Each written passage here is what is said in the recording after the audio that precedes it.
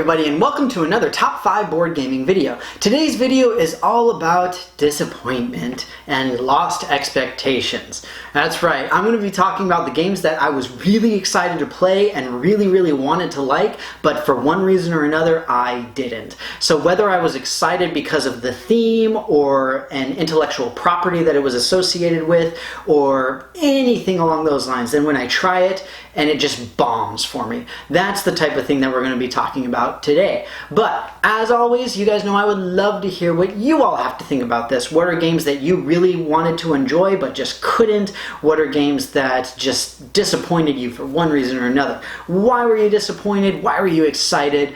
Please let me know anything and everything. Again, you guys know I love to hear from you.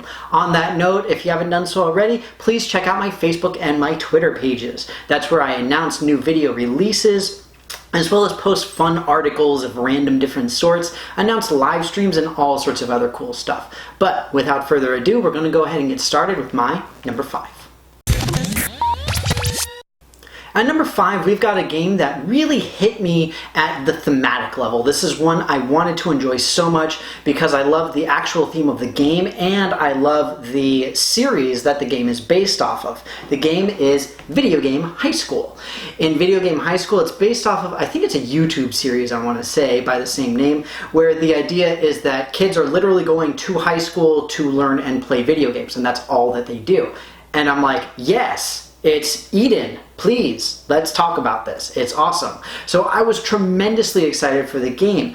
And within the game, you've got the different games that you're playing, the different video games, like your racing games and all this kind of stuff, and you're trying to do better and better and better. And it's like dice rolling, a little bit of worker placement, so it's got some good, solid mechanics in it, but it's just boring.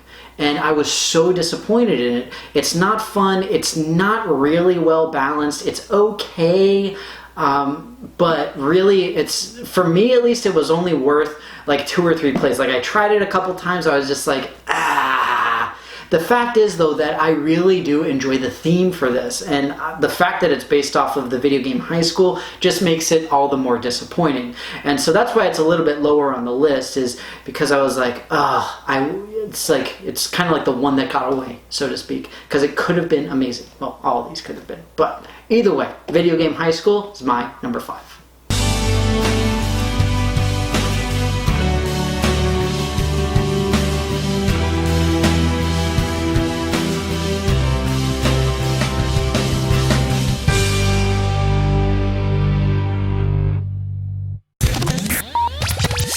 At number 4, I've got a game whose theme and aesthetics really were what drew me in. So similarly to Video Game High School, but in this case, this is a game that had a lot of mechanics that I was really used to, that I have really enjoyed in the past, but then it just seemed too samey for my purposes. The game itself is Zombieicide.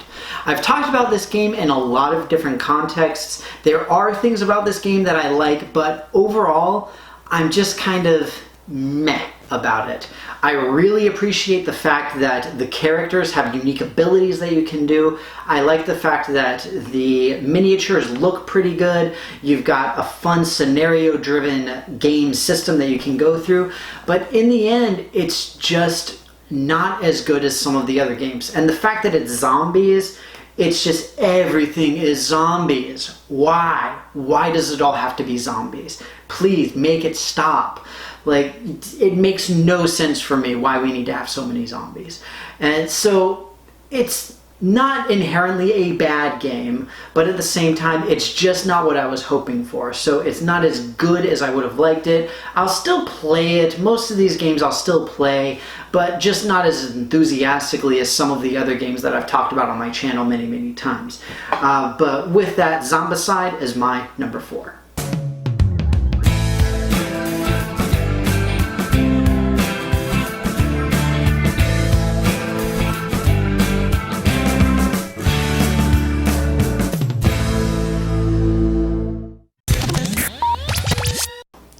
At number 3, I've got a game that's actually fairly similar in a lot of aspects to Zombieicide, the one I just talked about, where the theme really drew me in. I loved the story aspects to it and all of these other things, but it it really had a lot of the same problems that Zombicide had, honestly. The game itself is level 7 escape. In this one, the biggest pet peeve that I have about this game is something that Zombicide actually did really well, and that is the characters. In level 7 escape, the characters don't do anything unique, and it's really frustrating. Like, what is the point of having a character if you don't have a character that does something interesting? Why? Why would you not do that? It just doesn't make sense. And again, it's not inherently a bad game. It's difficult to get into. The rules are kind of tough to follow. The combat is uninspired. The aesthetics, the actual look for it is pretty impressive. It looks really similar to like Dead Space, the video game, and other like sort of like dark, spooky, like whoa, you know, that type of thing. And it's good. I like the atmosphere. I like the story, but it just, again, it just sort of falls flat for me. It doesn't really spring off and just make me go, wow. Now, that said, I have not played Omega Protocol. I've heard that it is much, much better than Escape, so maybe that one's much better for me, in my opinion, but for the time being, I've only played this one, and it was just a disappointment. I am a huge fan of sci-fi. I'm a big fan of things like XCOM, the alien hunting, Mice and Mystics with the story progression, all that kind of stuff. I love that type of game. But level 7 escape, it just didn't do it for me. It just was not interesting enough, unfortunately. So I'll still play it on occasion, but I'd prefer to play something else. Level 7, my number 3.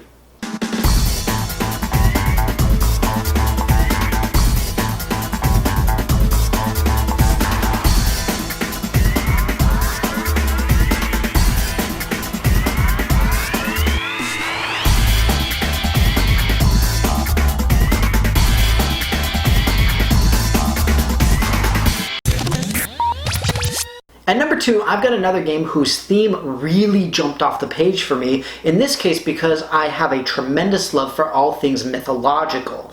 I love all the stories from Greek, Norse, Roman, Japanese, Chinese, all of these kinds of different mythologies, and when I saw this game, I was like, yes, I need to have it because it's one of my favorite stories. And the game itself is Beowulf The Legend. Now, this is a game I've talked about in the context of the legend aspect because, I mean, it is about Beowulf, and the fact is that's one of the reasons why I was really disappointed, because you're not playing as Beowulf, you are accompanying him as one of his sort of helper people. And it's kind of like, what? The thing is, I was so excited about this game, I really wanted to play it. I've tried it out a few times, and it's just not clicking for me. And that's part of the reason why I never really talk about it on my channel. I've only mentioned it a few times, because I just don't play it too much. It's not very exciting for me. Like I said, you're essentially accompanying Beowulf while he's going and doing all the exciting stuff, and you're just sort of hanging back, just like sort of helping out with, you know, making sure that all the ducks are in a row type of thing. It's just, mechanically, it was really, really boring, and thematically, yes, you do have the theme of the Norse mythology and things like that, but it just ended up being a boring game. And I was probably more disappointed in this than some of the other ones, just because of the fact that it had far fewer redeeming qualities, which was surprising because I really thought I would like this. I mean, I think this is a Knizia game. It is. This is a game from Reiner Knizia, and I normally love his games. But this one, it just did not make it for me. That's why I said I've tried it a couple times, but I mean, like the other ones, I'll still play it, just not emphatically or enthusiastically, unfortunately. And so with all that, Beowulf The Legend is my number 2.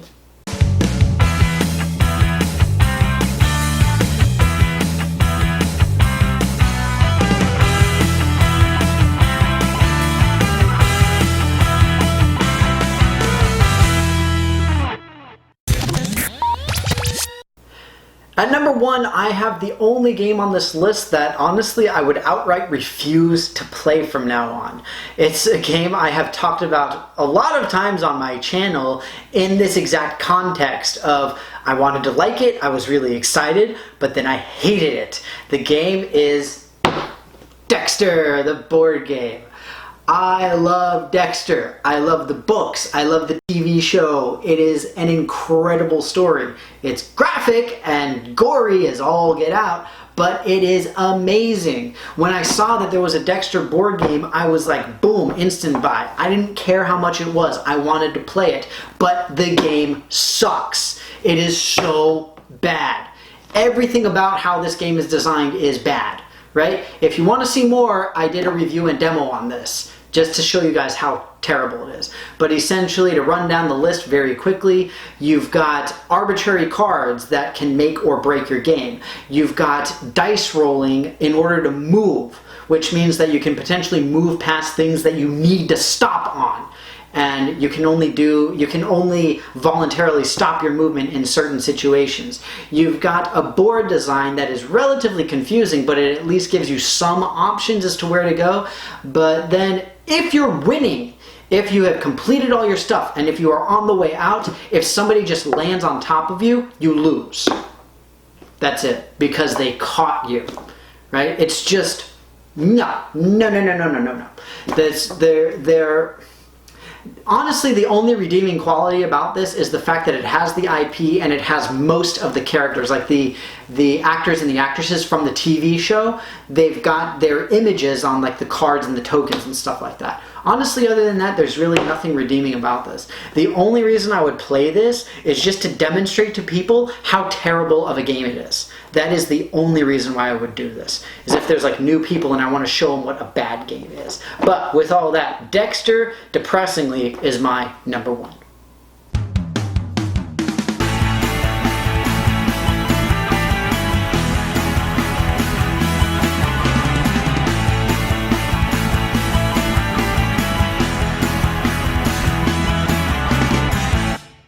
Well, everybody, that's going to be it for me. I hope that you enjoyed this video on my top 5 games that I was just really disappointed in.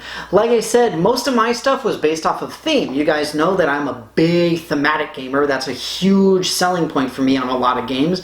And in this case, I bought most of them for the theme or because it was something I recognized and I was really excited about, but then it just sort of fell flat for whatever reason. So as always, I'm very curious what you guys have to say. Have you guys been through this situation? Have you bought a game that you just didn't like, you were really excited about, but it just disappointed? Why were you disappointed? Did it fail mechanically, thematically?